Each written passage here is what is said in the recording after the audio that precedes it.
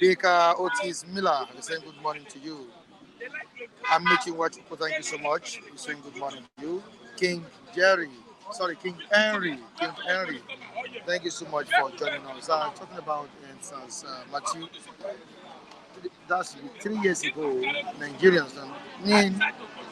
youth marched to Lekki Tollgate to uh, protest police brutality, the killings of the police,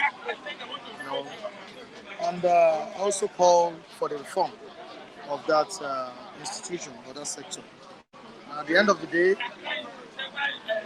the tragedy occurred. Many of them were killed, many of the Nigerian youth were injured. And up till now, we've not had substantial reports concerning what went down at Lekki Tollgate. The blood of these innocent youth is still crying for justice. The family of the deceased is still crying for justice. Nigerians as a whole also still expecting justice to be served as regards what happened at Lekki Tollgate. Can you just describe the incident that took place at that time? Let me start by saying that as Nigerians, going by the tenets of the Constitution, we have rights of peaceful protest. And what was happening at Lekki Tollgate was a sample of a peaceful and organized protest. What we could see, even the organizers of the protest, they have people who were cleaning the environment, trying to make sure the environment was tidy. You understand? So for me, it was unfortunate that the government came with brutality against innocent Nigerians, who the only thing they committed was asking for justice, was waving Nigerian flag. If you try to know that from the word go, Nigerian government denied that there was massacre. Even in spite of the report of the leaked Endsars report. Is it not even a shame on the government currently that they wanted to bury 103 persons in a mass grave? And these are directly people who died in the course of Endsars in Lagos. The same government said nobody was killed. The burial was put on hold because of the controversy that surrounded it. And they said that let them give time for people to come and identify the remains of their loved ones. So for me, I think we have a government in Nigeria that does not care for the welfare of our citizens. How can you explain a situation where police, army, who are paid with taxpayers' money, turn their gun against innocent citizens who are paid with taxpayers' money? And you have a government in place that have consistently maintained a denial position to accept what actually transpired. Now, I'm happy that hypocrisy has been exposed. Because the way it stands today, it is clear that people were killed in Lagos massively. Even in 2020, the chief coroner of Lagos, Mojisola, that had made a public announcement asking anybody that lost his or her loved one during that process period to come forward to Lagos City Hospital for the purpose of identifying the remains of their loved ones.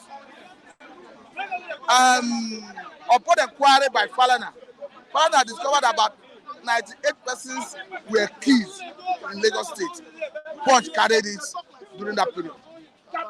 And if you go and look at the leaked report of Endsars in Lagos, it collaborated with that. Recently, Lagos State government wanted to bury 103 persons in a mass grave. And these are people who died in the course of protests in Lagos State. And Lagos State government, Nigeria's government, have not given you to come and say and own up and apologize to our citizens. It's quite unfortunate. Quite unfortunate, okay. And that's the reason, personally, it doesn't matter what someone will do. I cannot like him as a government. Because he mismanaged the situation. I thought he was a Christian. This height of irresponsibility, this the high level of inhumanity, humanity against man.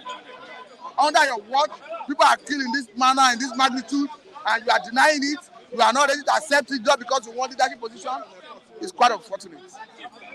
Quite unfortunate. And we still sympathize with the family. And another today, I told you, Mr. Mike, 3 years after this issue, even the recommendations of the panel federal government have failed to address it. Even the welfare of the same police, because for the protesters, they believe that if police were giving good welfare, they will not turn their gun against citizens. They will not be experiencing extrajudicial killing, maiming, on brutality on the part of police on ordinary citizens. So they capture their welfare in their recommendation, and the panel equally captured it. They talk about releasing all people who were arrested during the protest. They talk about sanctioning police personnel who erred. Because the only way you can right a wrong is to punish offenders. And I don't think that will happen. So it's quite unfortunate. Thank you so much. Away from that, let's quickly talk about the dollar that has hit 1,155 naira. Matthew. I think the government have a responsibility to review their policy. As a government, if you come about policy and the policy is not working, you review it.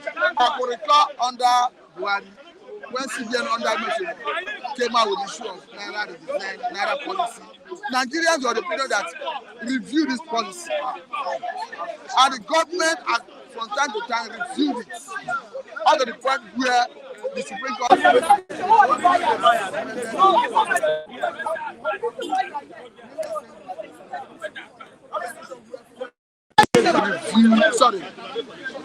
came out with policy of Naira unification at the official window. And that is at the heart of the crisis in our economy currently. You see dollar increase, you see price of goods and services increase. That is a major issue. Government, and again, you say you have used subsidy on gasoline. I'm talking of premium motor spirit, what we commonly call fuel. Good and fine, we are all for it. But the money you are free from that area, what are you using it to do?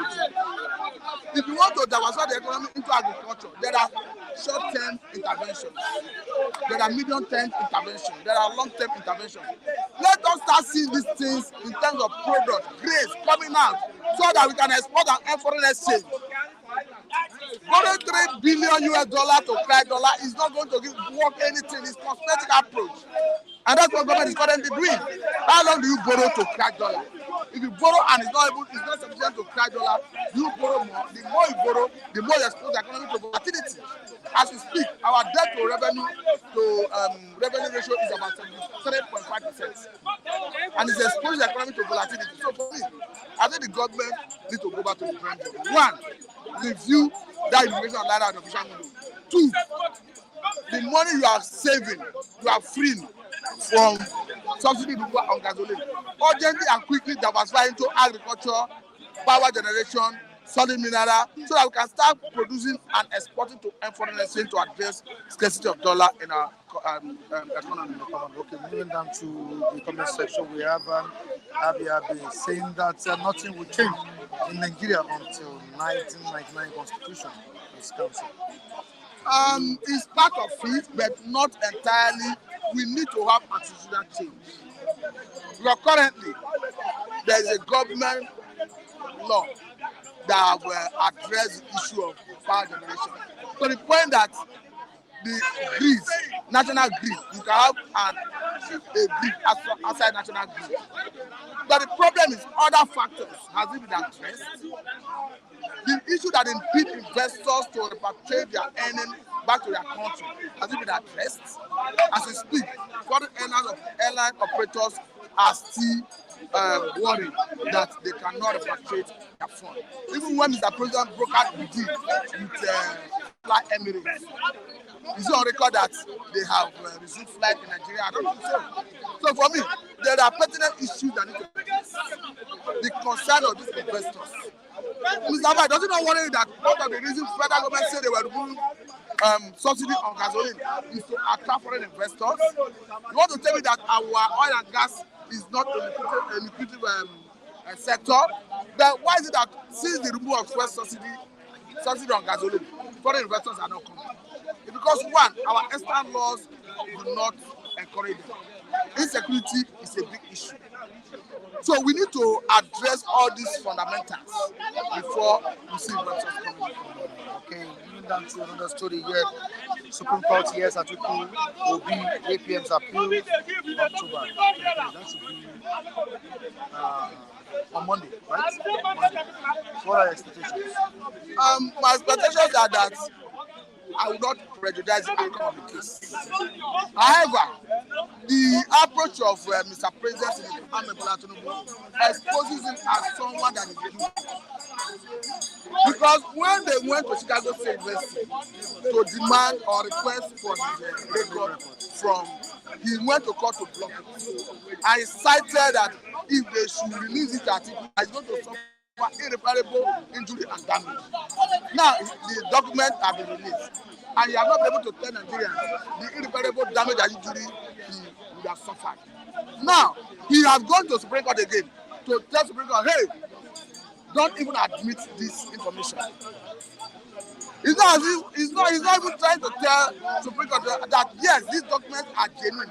They emanated from me. It's the same thing I submitted to INEC. That is not his point of argument. He's telling Supreme Court, do not admit it.